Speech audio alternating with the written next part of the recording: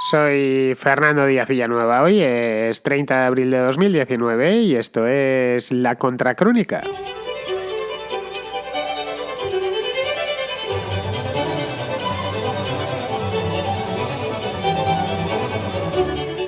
El parón en la economía europea hace ya tiempo que dejó de ser un mero rumor y se habla ya abiertamente de él en todos los foros. Incluso ha llegado hasta la política, aunque aquí en España, como estamos con esto de las elecciones desde hace tanto tiempo, parece ser que el asunto no interesa demasiado.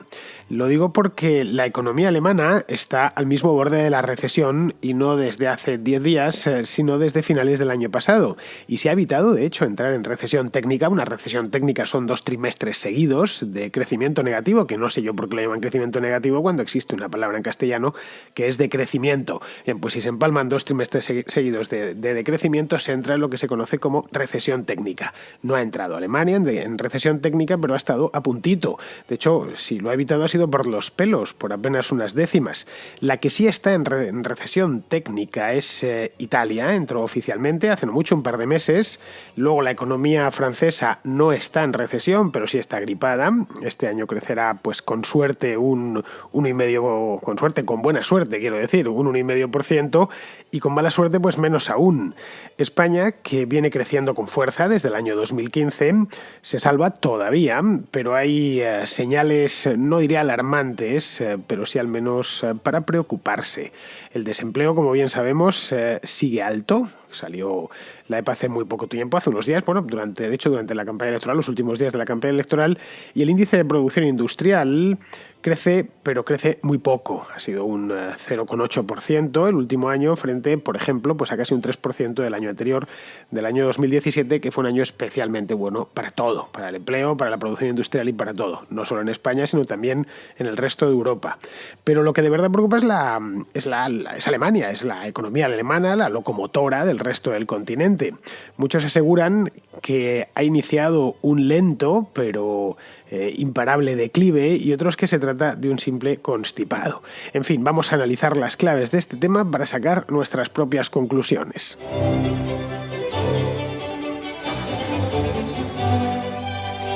Si lo miramos desde cierto punto de vista, es decir, el punto de vista propio de la contracrónica, a distancia, de manera conjunta, la visión de conjunto a mí es la que más me gusta, y con escepticismo, la economía alemana y Alemania en general, desde el punto de vista tanto político, pero sobre todo económico, es bastante anormal, o ha sido bastante anormal en los últimos años.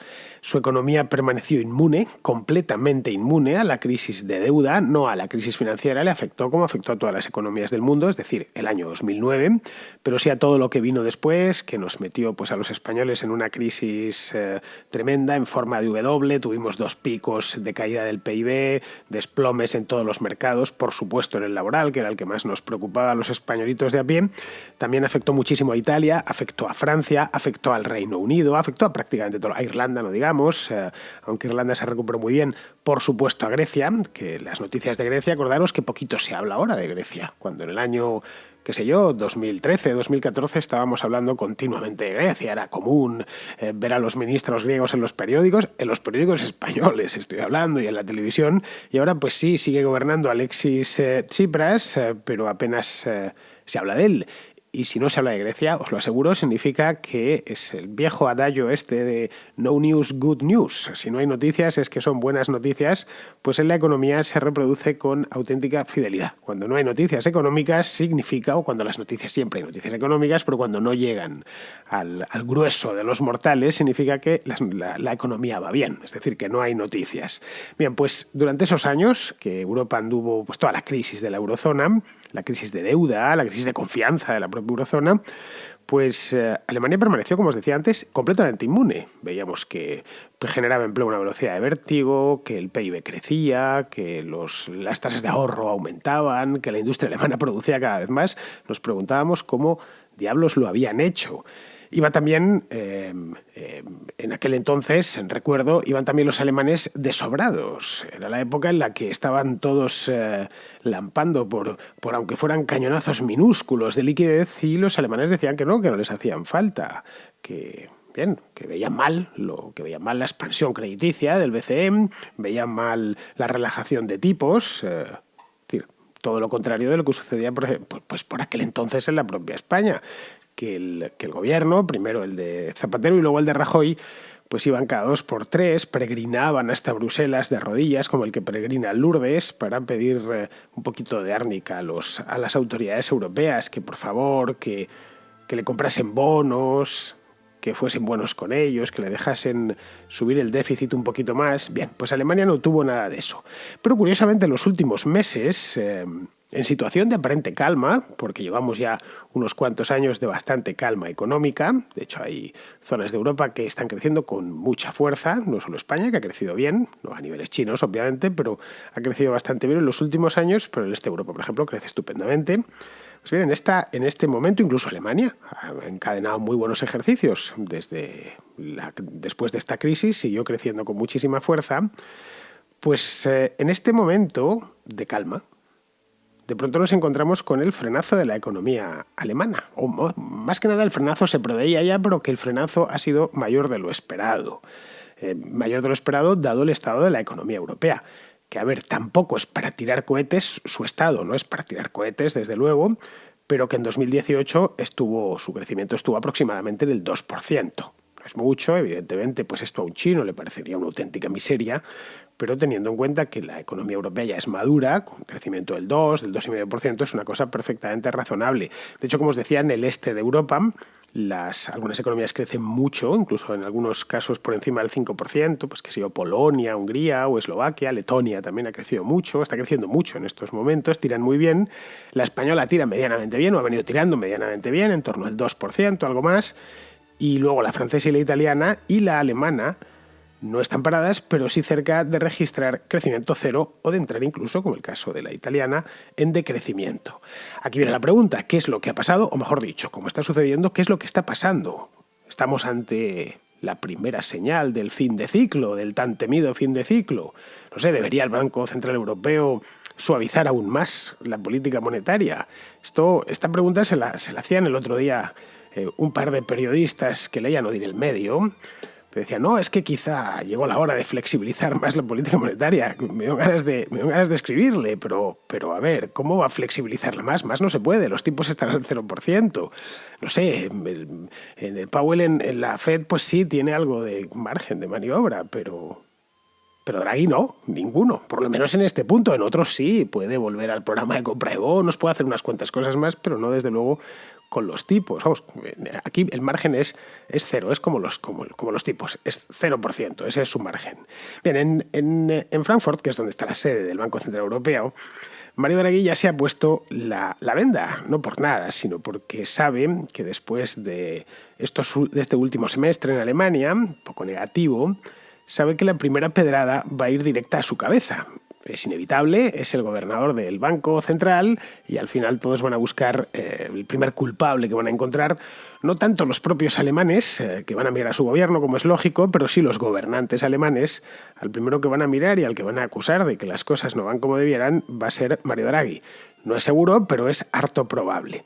Bien, Mario Draghi el mes pasado ya hizo un par de el mes pasado no, este mes, estamos todavía en abril, fue la primera o la segunda semana de abril, que hubo una reunión por todo lo alto en el Banco Central Europeo y ya dijo que los principales problemas, que era consciente del enfriamiento, pero que los principales problemas de la economía europea, o al menos de la eurozona, que es la que a él le corresponde, son agentes externos, los famosos shocks externos, que aquí realmente no hemos hecho nada, pero claro, vivimos en un mundo convulso donde pasan cosas malas que nos afectan. Los agentes externos a los que se refería Draghi pues eran cosas tales como la subida de tipos continuada por parte de la Reserva Federal de los Estados Unidos, actualmente están en el 2,5%, y claro, eso es una competencia desleal y además, según Draghi, despreciable, y luego el impacto de la desaceleración económica en China. A ver, desaceleración económica, significa que China no está creciendo a los niveles de hace 7 u 8 años. En China encontramos dos elementos interesantes. Por un lado, ya no importa tanto, porque su economía no crece tanto, ya no necesita importar esas grandes cantidades de todo, esto no es de ahora, es de hace ya varios años. Y por otro, ha empezado a escalar la economía china, lo he dicho muchas veces aquí en La Contra, cada vez que hablo de economía, o de esta parte de la economía, ha empezado a escalar en la cadena de valor y se autoabastece ya de muchos productos de alto valor añadido que antes compraba en Europa, o en Canadá o en los Estados Unidos, que aunque se integrasen luego allí, o bueno, empezando por algunos que ni siquiera se integran, productos de alto valor añadido que se fabrican en Europa y no se fabrican en ningún sitio más, pues la economía china ha empezado a producirlos, luego tampoco necesita importarlos. Luego está, por otro lado, también lo dijo Draghi, el nerviosismo que ha generado la tensión comercial entre Estados Unidos y China. Y eso, claro, según Draghi es todo un problema, porque si Estados Unidos y China se declaran la guerra arancelaria, que al final, pues, mucho ruido y pocas nueces, mucha guerra arancelaria, mucha guerra comercial, mucho tal, y parece ser que la cosa se está quedando en nada o en casi nada. Bien, esas tensiones evidentemente existen, negarlas sería de necios, pero vamos, yo creo que Europa saldría beneficiada de esas tensiones. ¿Por qué? Pues porque está a buenas con ambos, tanto con China como con Estados Unidos. Algo mejor con China, pero bueno, es decir, con Estados Unidos ha tenido a lo largo de los 2 últimos años, desde que llegó Trump al poder, algún que otro problemilla aduanero, pero problemilla mínimo. Bien, todo esto ya se sabía, todo esto que nos contaba Draghi el otro día, era el señor evidente, porque todo lo que dijo era evidente, es decir, está a la vista de cualquiera que se ponga delante, aunque vamos, que se sabía desde hace lo menos 3 años, ¿eh? No es una cosa de hace 6 meses. Así que ahora, desde el Banco Central Europeo, el nuevo culpable es la atonía de la inversión extranjera. Dice, no, es que no se está invirtiendo como se debe, y entonces esto, al final, nos está abocando, especialmente a Alemania, Francia e Italia, a la crisis, a la recesión y al decrecimiento. Aun con todo, claro, esto es lo que comentaba este hombre, pero si miramos la concesión de créditos a particulares y a empresas, en toda la eurozona, no estoy hablando de ningún país en concreto, que os voy a venir y me vais a decir, no, pues en tal país los créditos se han derrumbado. No, a nivel en todos los países de la eurozona. Pues vemos que la concesión de créditos crece, o el gasto por familia, por ejemplo, o el consumo, vamos. Y observamos que no pasa nada, que la economía está, podría decirse que va más o menos bien, o aproximadamente bien. No tan bien como en China, pero va bien. Desde luego mejor de como iba en el año 2010 o 2011. Durante los 2 últimos ejercicios, el crecimiento del PIB en la zona euro no ha sido nada malo, dentro de nuestros estándares. De hecho, ha ido parejo al de China. Bueno, con la diferencia de que China crecía o ha estado creciendo a un promedio del 7%, más o menos, en los últimos 2-3 años, mientras que la eurozona lo ha hecho a un promedio del 2,5%. Pero han ido acompasadas, es decir, ambas alcanzaron su incremento máximo en enero de 2018, después de ese año tan bueno que os he dicho antes, 2017, y desde entonces han ido poco a poco hacia abajo.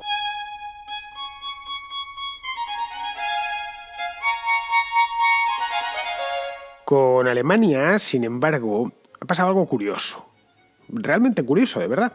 A poco que echemos un vistazo a la gráfica así muy por encima, sin siquiera ponernos las gafas, veremos que crecía por encima de la media de la Unión Europea y de la eurozona, por supuesto, hasta más o menos el mes de septiembre del año pasado, estoy hablando, a finales del verano pasado, y desde entonces, si han pasado pues 6 meses, es decir, prácticamente nada, algo más de 6 meses, se ha despeñado, hasta prácticamente el 0%, que es donde está ahora. Ya os he dicho antes que ha evitado la recesión técnica por nada, por la mínima, por la campana.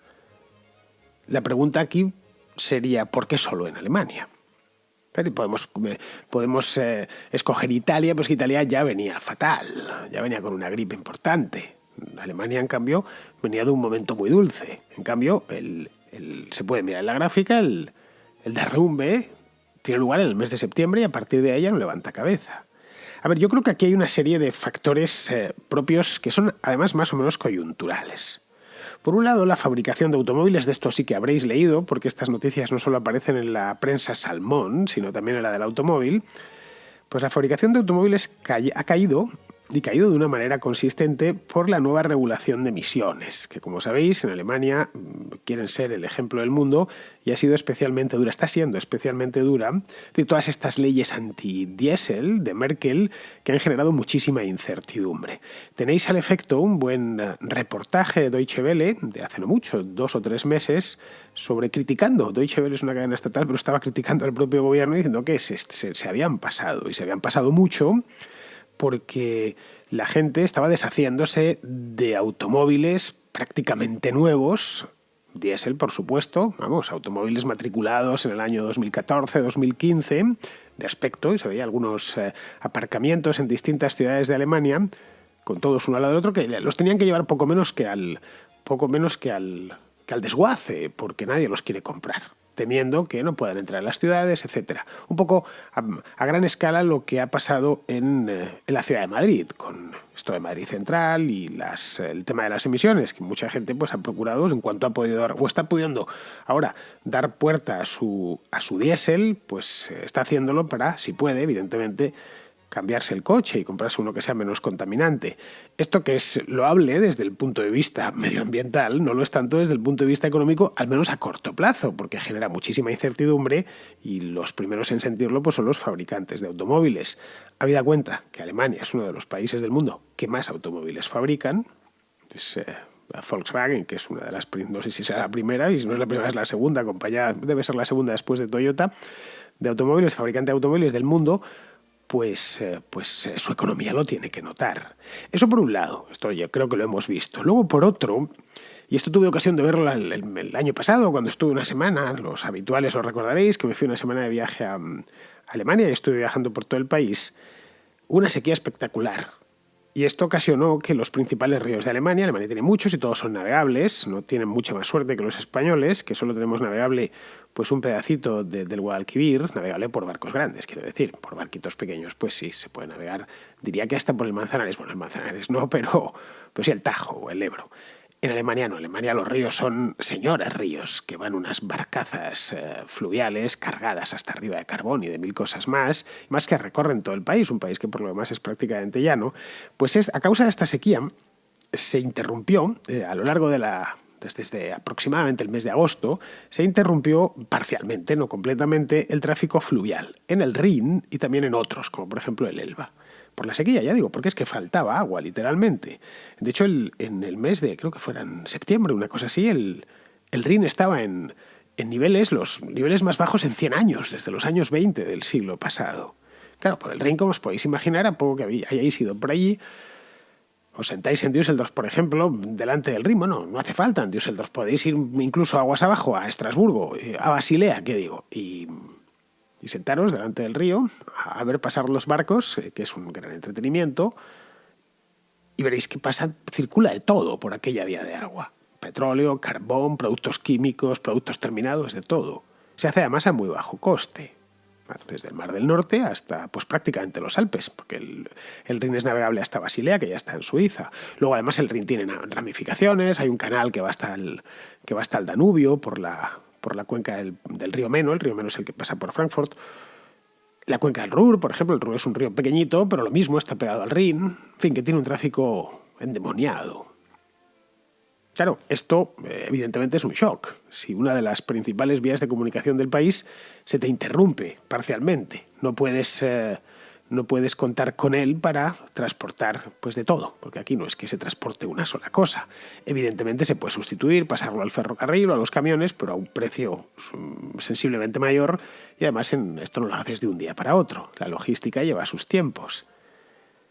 Claro, este par de shocks, es decir, el meteorológico, llamémoslo, y el político, eran imprevisibles. El meteorológico, desde luego, ¿quién iba a decir en el mes de junio que iba a dejar de llover y que se iba a pasar 2 meses en Alemania, en el centro de Europa, donde llueve por castigo, iba a dejar de llover durante todo el verano?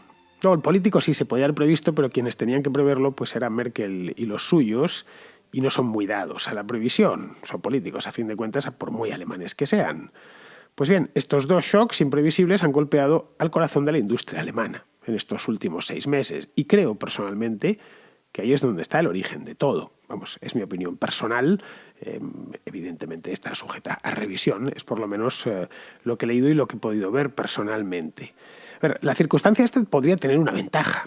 Podría aprovecharla Weidmann, bueno, Jens Weidmann, para el que no le conozca, este es el gobernador del Bundesbank y es un apóstol de una política monetaria bastante menos flexible.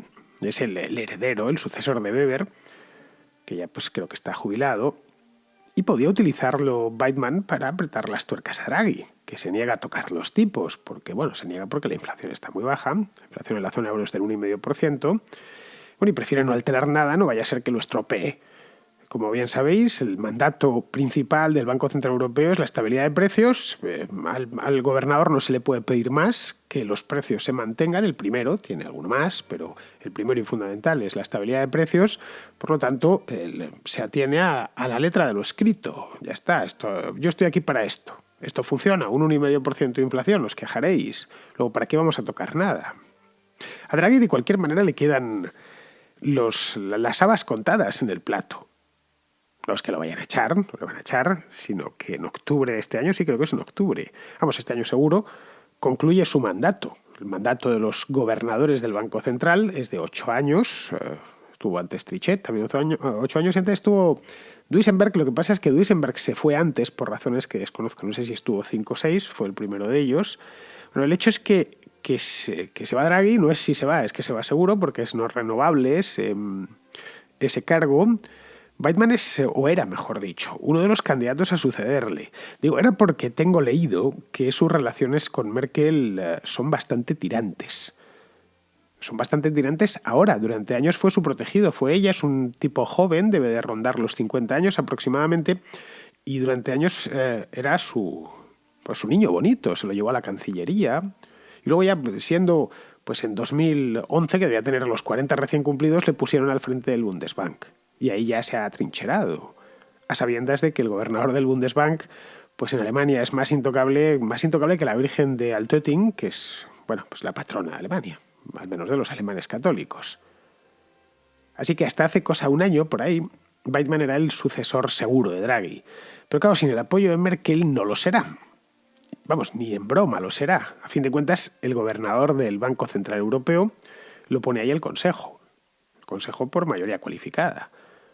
Y el voto de Alemania, sabéis, la mayoría cualificada significa que el voto de los países pesa distinto. Es decir, no vale lo mismo el voto de Alemania que el voto de Malta. De hecho, vale muchísimo más, pero muchísimo más el de Alemania que el de Malta.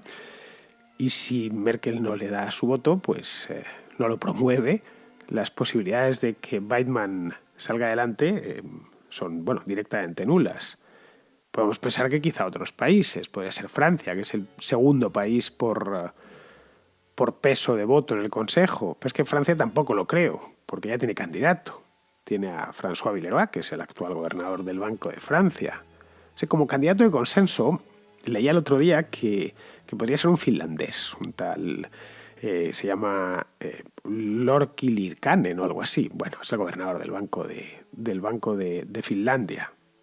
Pero vamos, no sé si no lo es, lo era. Creo que lo ha dejado de ser ya. De cualquier manera, eso ya lo veremos cuando llegue el momento, en octubre o en noviembre, cuando le cambien. La verdad, porque lo desconozco, no sigo yo estos temas tan al detalle, que no sé quién será con el cargo. Pero vamos, sea quien sea, tendrá que lidiar con el final de este ciclo, a sabiendas que las palancas habituales, como los tipos de interés, ya no funcionan. Además, no es que no funcionan, pero es que las tienen paradas, porque están como están. Ya os he dicho que no tiene margen.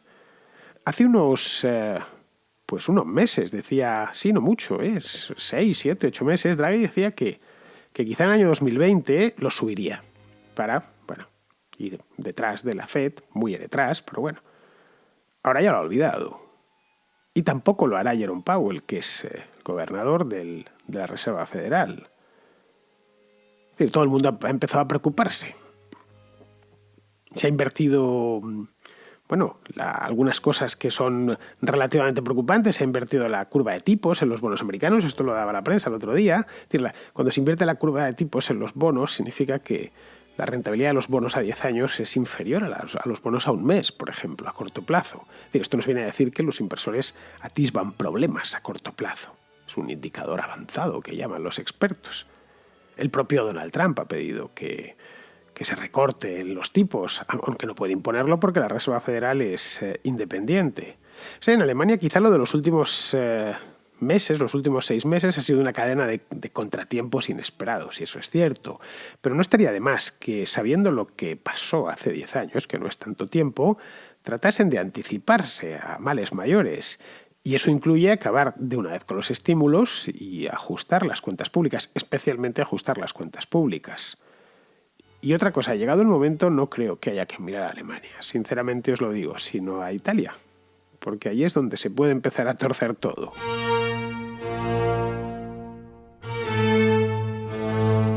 El tema estrella de las llamadas de los oyentes hoy vuelve a ser, como es previsible, como era previsible, las elecciones de este domingo.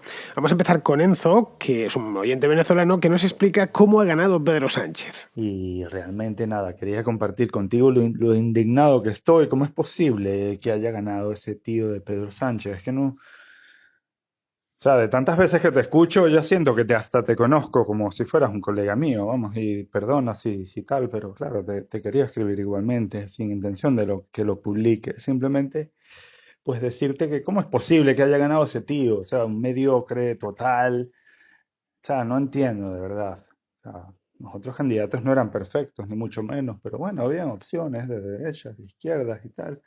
Pero que haya ganado ese tío, o sea, me parece que vamos, que la culpa es de los votantes, sencillamente. O sea, tío tan mediocre que ha hecho una gestión tan nefasta. ¿Cómo es posible que ese porcentaje de votos le favorezcan? Es que yo no entiendo, ¿verdad? Yo estoy con la decisión ya de no interesarme en nada en política, de nada, porque es que me parece que los que deciden son los más mediocres. Bueno, Enzo, pues ha ganado porque le han votado. Ya está. Pedro Sánchez ha sabido leer el momento político, muy bien por cierto, y sobre todo el panorama electoral, y se ha aprovechado de ello. Y sí, vamos, tienes razón, son siempre los más mediocres, los que llegan, como dices tú, a decidir, los que llegan arriba. Lo he dicho muchas veces, a la política llega siempre lo peor o acude siempre lo peor de cada casa. Una especie de selección natural a la inversa, en lugar de lo bueno, pues prospera y prospera todo lo malo. Ya sabéis, pues el hijo vago, el que tiene la mano muy larga, el que tiene rasgos psicopáticos. Que nuestra labor es estar vigilantes, siempre, y no dejarnos jamás manejar por esta gente. No, y engatusar, más que manejar, engatusar, sobre todo engatusar. Los políticos son básicamente chusma y como tal hay que mirarlos. Pero vamos, no te me desesperes, que no hay mal que 100 años dure y este tipo pues también caerá. Bien, vamos con otro, Iñaki, que tiene una cuestión sobre los pactos postelectorales. Buenas noches, Fernando. Me gustaría plantear una duda acerca de los posibles pactos que pueda tener el Partido Socialista de cara a formar gobierno. ¿Crees que va a formar gobierno con Ciudadanos intentando más o menos aparentar una cierta coherencia? Porque el propio Pedro Sánchez dijo que no pactaría con los independentistas. ¿O va a pasarse un poco por encima todo lo que ha estado diciendo las últimas semanas y va a recurrir al pacto que parece el más evidente de todos, que es con Podemos y con Esquerra Republicana? ¿Cuál crees que será el posible resultado? Pues ya lo dije ayer, Iñaki, es demasiado pronto para hablar de pactos, y más ahora que hay unas elecciones de por medio. No sé, tras las municipales del día 26 ya veremos a ver lo que pasa. Bien, vamos con otra llamada más. David lo que nos trae es una reflexión sobre la ley electoral. Mucho se está hablando de la, entre comillas, injusta ley electoral, que siguiendo la ley DONT beneficia de una forma, en opinión de algunos, sobredimensionada a los grandes partidos. Las alternativas que suelen leerse suelen apuntar a una circunscripción única, por la cual, como cualquiera que haya leído un poco sobre el tema, podría llevar a otras injusticias que estos sistemas pretenden evitar. Yo vengo a ofrecer otro enfoque para abrir debate, y es que, en mi opinión, un voto a un único partido es un voto incompleto, que no representa la opinión del votante. Existen sistemas multiopción como el voto por aprobación o el sistema de Condorcet, que pueden aportar soluciones a dinámicas como el mal llamado voto útil. ¿Qué opinas sobre estos sistemas? ¿Crees que podrían aportar una mayor justicia a nuestra democracia? Esto también lo he comentado por aquí, David, en más de una ocasión. Mira, el sistema más justo, al menos a mi juicio, es el mayoritario uninominal. Es además de una sencillez pasmosa. Hay 350 escaños en el Congreso de los Diputados. Bien, pues es tan fácil como dividir el país en 350 circunscripciones, distritos electorales, ya está. El candidato que gane en esa circunscripción, en cada circunscripción, aunque solo sea por un voto, se queda el escaño, punto. No hay más, no te evitas las listas, cada escaño cuesta el mismo número de votos, que en España serían aproximadamente unos 140.000 votos, aproximadamente, luego habría que hacer la división y habría quizá distritos con 150, otros con 120, pero todos tendrían y se podrían ir ajustando además de elección en elección. Este es el sistema que utilizan en el Reino Unido. Y ya ves tú, con lo complicados que son para los códigos postales o las matrículas de los coches, pues nada, en esto son de una sencillez asombrosa. Bien, vamos con otro oyente. Este oyente se llama Curro. Tiene otra cuestión, esta vez sobre cierto Bergante, que ayer pasó por este programa. Mira, quería preguntarte por Fernández Lasqueti, este del PP. Creo que se pronuncia Lasqueti, no sé si es Lasqueti o cómo. Que bueno, te he visto un tuit así criticándole con bastante dureza, creo que le llamaba granuja o no sé qué, y diciendo que quería hundirte o algo así. Yo tengo 21 años y sigo la política desde hace poco, y vamos, este tío yo sabía que rondaba por ahí con Esperanza Aguirre, ¿no? Tal, pero la verdad es que no lo conozco, así que si me iluminas un poco con por qué tiene una opinión tan negativa de él, te lo agradeceré. Y nada, un saludo y enhorabuena por el programa. Pues mira, Curro, tienes suerte de no conocer a este mentecato porque es un disgusto que te ahorras. Espero además que no le tengas que conocer nunca. Mira, Lasqueti es un tipo limitado en todo, menos en mala sombra. De eso anda muy sobrado, sin demasiada cabeza, eso sí. Mira, el objetivo fundamental de su cerebro es mantener separadas las orejas y nada más. Mira, si te gustan las películas de romanos, que no lo sé, supongo, hay películas de romanos que están muy bien, pues en todas ellas suele haber un pelota, el emperador, que es obsequioso y perruno, que es el primero al que acuchillan. Bueno, pues ese mismo es Lasqueti. Bien, pues vamos a terminar ya, vamos con Pizarro, como todos los días. Yo estaba esperándola, lo reconozco, el análisis de las elecciones de Alejandro. Pues nada, aquí lo tenemos. Quienes quisieron votar estarán hoy decepcionados, ilusionados o expectantes, según el sentido de su voto y los resultados del domingo. Todos pueden estar seguros de que con estos u otros resultados, e independientemente de los cambalaches que pergeñen los partidos con margen para transar lo confesable y lo inconfesable, España aumentará su deuda y seguirá con su crisis de unidad. De nuevo confirmo que la suma de millones de voluntades de individuos levemente informados, que quieren lo mejor y que delegan en probados incapaces de unirnos o desendeudarnos, es decir, en los políticos, es un sistema de decisión de cuestiones graves y complejas idiota. Será el mejor posible y aún así es idiota, pues no está capacitado para acertar y trae consecuencias nefastas y previsibles, que hay que aceptar porque toda alternativa es peor. Es decir, languidecer antes que liarla, lo que puede ser aceptable, pero languidecer haciendo el idiota, eso es mucho. Un cordial saludo de Pizarro. Pues queridos amigos, aquí termina la contracrónica de hoy. Ya sabéis, yo regreso por aquí, por este vuestro programa mañana y espero que vosotros, ya que es vuestro programa, pues volváis también. Hasta mañana, amigos.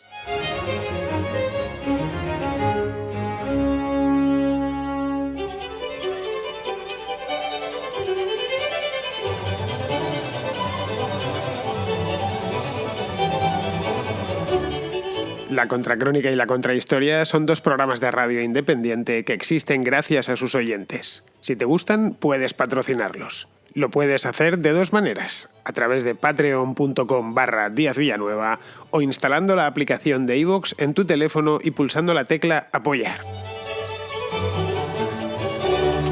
Solo por ser patrono podrás escuchar El Contrapunto, un programa musical distinto a todos los demás. Pero, sobre todo, hazte patrón para que la Contracrónica y la Contrahistoria se sigan emitiendo por los siglos de los siglos. Amén.